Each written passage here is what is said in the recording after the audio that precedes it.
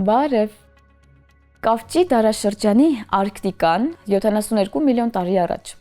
Արևը ամիսներով չի բարձրանում հորիզոնից, երկարատև ցուրտ ձմեռը երկնքում հյուսիսափայլն է։ Սակայն հենց այստեղ հնագույն Ալյասկայի ամենահյուսիսում 80-ից 85 աստիճան պալեոլայնության հատվածում գիտնականները հայտնաբերել են, որ արդեն կավճի դարաշրջանում թռչունները բույն էին դնում եւ կերակրում ձագերին պայմաններում, որոնք հիշեցնում էին ժամանակակից բևեռային տարածաշրջանները։ Այս հայտնագործության շնորհիվ բևեռային լայնությունները փետրավորների կողմից յուրացնելու ժամանակաշրջանը տեղափոխվում է եւս 30 միլիոն տարով դեպի անցյալ։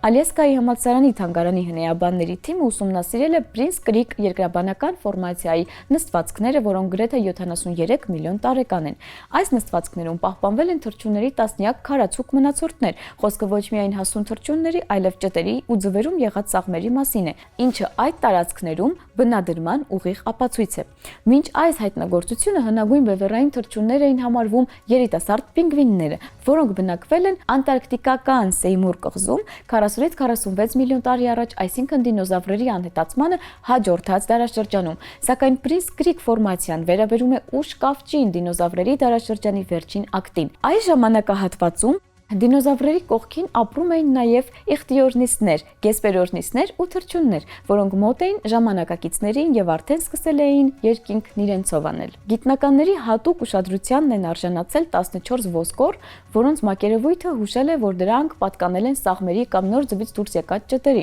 Համակարգչային տոմոգրաֆիան հաստատել է, որ դրանք պատահական բեկորներ չեն։ Որոշ ոսկորներ պատկանել են օրնիտուարե խմբի թռչուններին, որոնք ներառում են ինչպես անհետացած ջրալող նախնիներին, այնպես էլ ժամանակակից տիպի թռչունների։ Եղել են նաև ոսկորներ, որոնք պատկանել են Նեորնիտես խմբին, որից առաջացել են բոլոր ժամանակակից թռչունները։ Սակայն առավել կարևոր է այն, ինչը գտածոներում ընդհանրապես բացակայում է։ Այս հյուսիսային լայնություններում չեն հայտնաբերվել կավճի դարաշրջանի ամենատարածված թռչունների խմբի էնանցիոռնիստների հետքերը։ Սրանք բավականին հաջողակ փետրավորներ էին, որոնք նման էին ժամանակակից թռչուններին, սակայն տարբերվում էին կառուցվածքով ու ինչպես հիմա պարզվում է, կենսակերպով։ Նրանց բացակայությունն արկտիկական շերտերում բացատրվում է նրանով, որ այս թռչունները դանդաղ էին զարգանում, ձվերի ինկուբացիան երկարատև էր, ճտերն աճում էին տարիներով, չհասցնելով մեծանալ կարճատև բևեռային ամառվա ընթացքում։ Ի տարբերություն նրանց ավելի զարգացած օրնիտուրներն ու վաղ նեորնիտները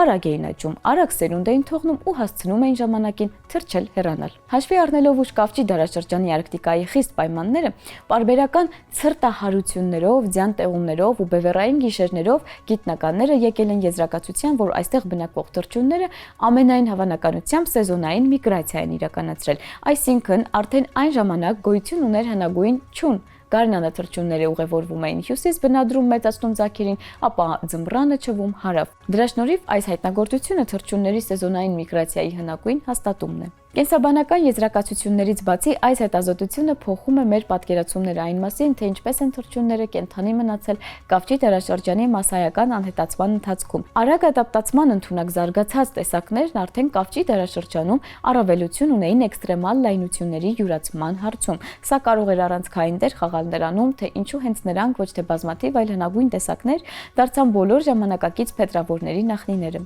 Այսպիսով գիտնականների նոր աշխատանքը ոչ միայն թռչունների պատմության նախկինում անհայտ էջ է բացում, այլև ցույց է տալիս, թե ինչպես էկոլոգիական ճկունությունը եւ սեզոնային շարժունակությունը դարձան էվոլյուցիոն առավելություն, ցույց տալով կենդանի մնալ բարդ ժամանակներում։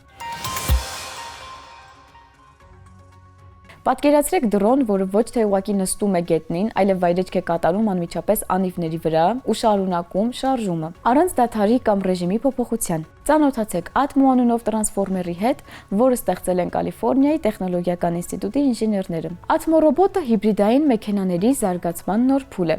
Այն կարողանում է թռչող դրոնից անմիջապես վերածվել անվավոր ռոբոտի ու հակառակը։ Վայրեջքի ժամանակ հենց դրոնը մոտենում է գետնին, նրա պրոպելերները ծալվում են ու վերածվում անիվների, ու դա տեղի է ունենում օդում առանց դադարի։ Սակայն կարևորը ուղղակի տպավորիչ տրանսֆորմացիան չէ։ Ինժեներները հաշվի են առել բոլոր նմանատիպ ռոբոտների առանցքային խնդիրներից մեկը։ Ռեժիմների միջև անցումը հաճախ տեղի է ունենում գետնին եւ ժամանակ է խլում, հատկապես երբ մակերևույթը անհարթ է կամ խոչընդոտներով լի։ Atmo-ն այս խնդիրը լուծում է օդում, անում դա սահուն, արագ եւ առանց արտաքին օգնության։ Ինժեներական գաղտնիքներից մեկը միասնական շարժակն է, որը կառավարում է պրոպելեր անիվների բոլոր 4 ճառագայթները։ Բազմաթիվ առանձին շարժիչների փոխարեն այստեղ ատամնանվավոր փոխանցումով մեկ հուսալի մեխանիզմ է, որը կարող է ֆիքսել դիրքը անգամ առանց սնուցման, իսկ դա նշանակում է, որ Atmon կարող է թռչել կիսածալված անիվներով, չվախենալով վթարվելուց։ Տեխնոլոգիական այս հրաշքը կշռում է 5.5 կիլոգրամ։ Թռիչքում այն կոմպակտ դրոն է, գետնին դիֆերենցիալ կառավարմամբ կայուն ռոբոտ, որը կարող է տեղում շրջադարձ կատարել եւ շարժվել նաեւ թեք մակերևույթներով։ Իրական թեստերում Atmon հաջողությամբ նստում է անիվների վրա անգամ 65 աստիճան անկյան տակ։ Մեքենան կարող է օդ բարձրանալ գետնին շարժվելու ընթացքում վերածվելով դրոնի, ինչի համար է անհրաժեշտ նման ռոբոտը։ Կան կիրառության բազմաթիվ ոլորտներ՝ փրկարարական օպերացիաներից ու հետախուզությունից մինչև բեռների փոխադրում ու աշխատանք բարդ տարածքներում։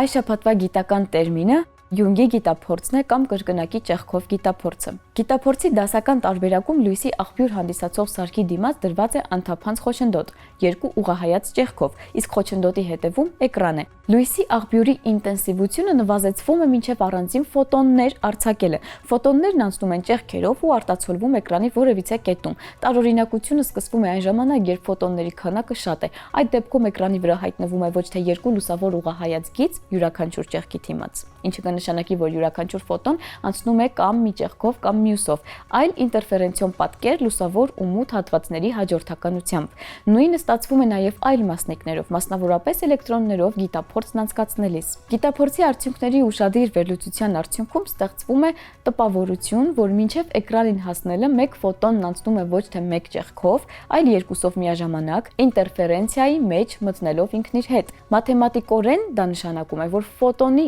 ալիքային ֆունկցիայի երկու բաղադրիչը, մեկը աջ ճեղքով անցնող, մյուսը ձախ, միմյանց հետ ինտերֆերենցիայի արդյունքում փոխադարձաբար ուժեղացնում եւ թուլացնում են իրար, ավելի մեծ հավանականությամբ հայտնվելով էկրանի կոնկրետ հատվածներում ու գրեթե չհայտնվելով մյուսներում։ Այստեղից էլ բխում է քվանտային օբյեկտների հետ կապված մասնիկ ալիք երկվությունը։ Հատկանշական է, որ եթե խոչընդոտի հետևում տեղադրված լինի առանձին դետեկտոր, որը պետք է ֆիքսի, թե որ ճեղքով է անցել մասնիկը, ապա էկրանին ինտերֆերենցիոն պատկեր չի հայտնվի, կլինեն սպասվող երկու ուղղահայաց գծերը։ Իսկ այսօրվա համար այսքանը, կհանդիպենք։